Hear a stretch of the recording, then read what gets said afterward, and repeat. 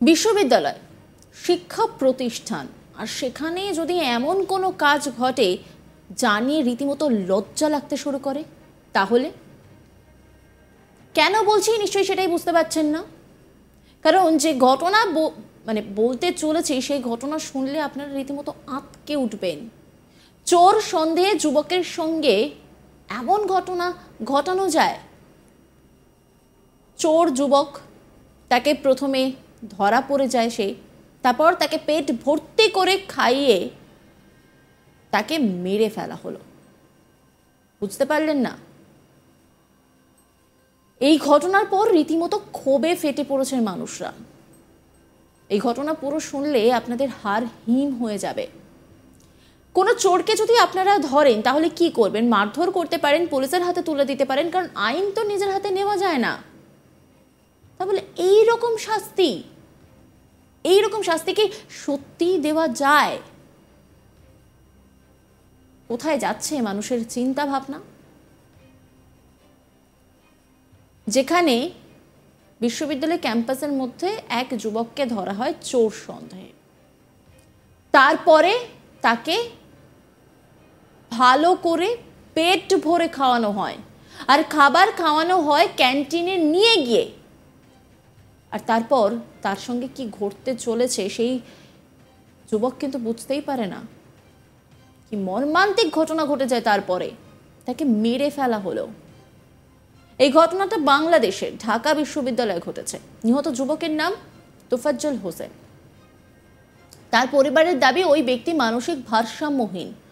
বুধবার রাতে ঢাকা বিশ্ববিদ্যালয়ের ফজলুল হক হলে সে ঢুকে পড়ে। পুলিশ সূত্রে জানা গিয়েছে ওই দিনই বিশ্ববিদ্যালয়ের কয়েকজন পড়ুয়ার মোবাইল ফোন এবং মানি ব্যাগ চুরি হয়। রাতে যুবককে ঢুকতে দেখে তাকে চোর বলে সন্দেহ করে ফেলে পড়ুয়ারা। এরপর তাকে বিশ্ববিদ্যালয়ের একটি ঘরে নিয়ে যাওয়া হয়।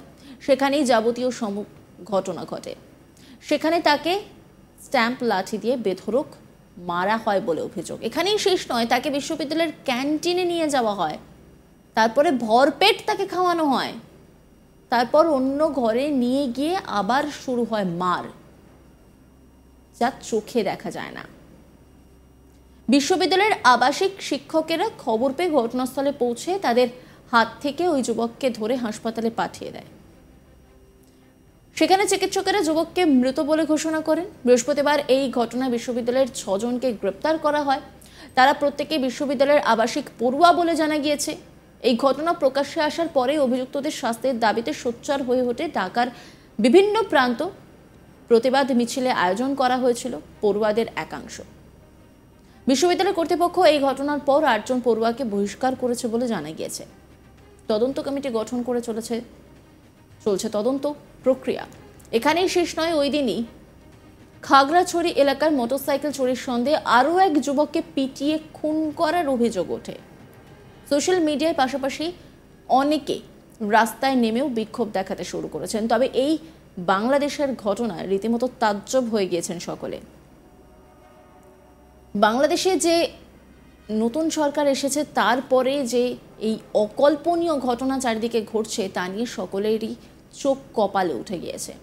অনেকেই বলছেন এই ধরনের ঘটনা নাকি বাংলাদেশে অনেক জায়গায় ঘটছে, কিন্তু নৃশংস ঘটনা কবে কমবে সেটাই দেখার।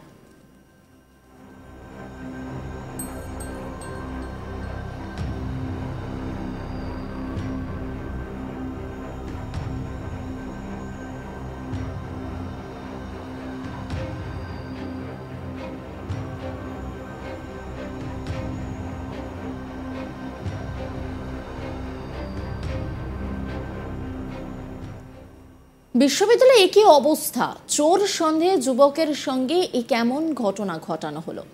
প্রথমে পেট ভর্তি করে খাইয়ে যুবককে একেবারে ধুমধাম করে মারা হলো। এরপরে ক্ষোভে ফেটে পড়েছেন সাধারণ মানুষ।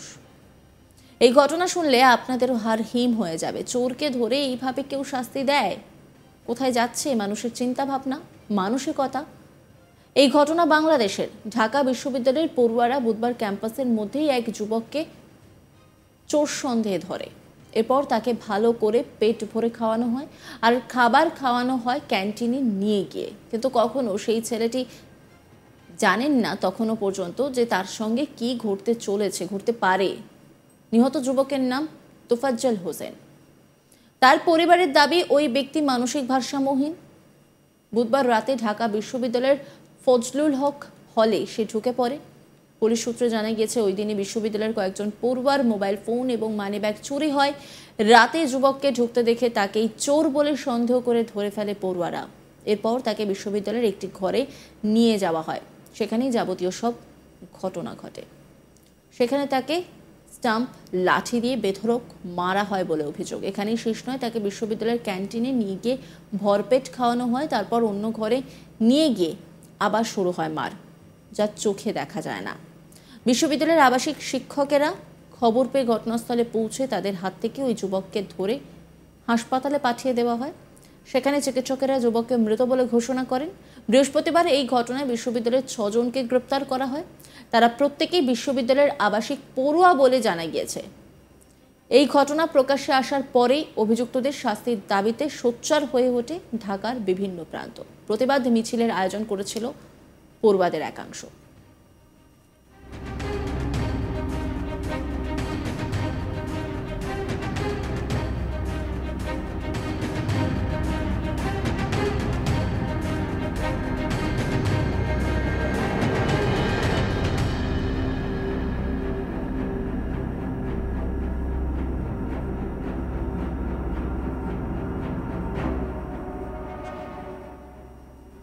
বিশ্ববিদ্যালয় কর্তৃপক্ষ এই ঘটনার পর 8 জন পড়ুয়াকে বহিষ্কার করেছে বলে জানা গিয়েছে। তদন্ত কমিটি গঠন করে চলেছে তদন্ত। এখানেই শেষ নয়, ওই দিনই খাগড়াছড়ি এলাকায় মোটরসাইকেল চুরির সন্দেহে আরও এক যুবককে পিটিয়ে খুন করার অভিযোগ ওঠে। সোশ্যাল মিডিয়ার পাশাপাশি অনেকে রাস্তায় নেমেও বিক্ষোভ দেখাতে শুরু করেছেন। তবে এই বাংলাদেশের ঘটনা রীতিমতো তাজ্জব হয়ে গিয়েছেন সকলেই। বাংলাদেশে যে নতুন সরকার এসেছে তারপরে যে এই কল্পনীয় ঘটনা চারিদিকে ঘটছে তা নিয়ে সকলেই চোখ কপালে উঠে গিয়েছে। অনেকেই বলছেন এই ধরনের ঘটনা নাকি বাংলাদেশে অনেক জায়গায় ঘটছে, কিন্তু নৃশংস ঘটনা কবে কমবে সেটাই এখন দেখার।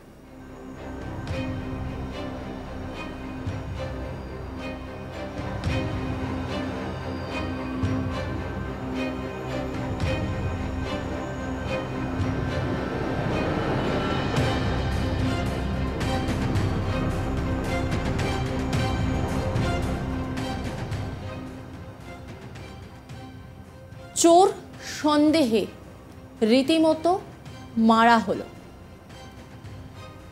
কারণ সেই দিনকে যে ঘটনা ঘটেছে তা নিয়ে কিন্তু রীতিমতো প্রশ্ন উঠছে, কবে এই ঘটনা থেকে মুক্তি পাওয়া যাবে। নজর রাখুন আজ তাক বাংলার ইউটিউব স্ট্রিমিংয়ে।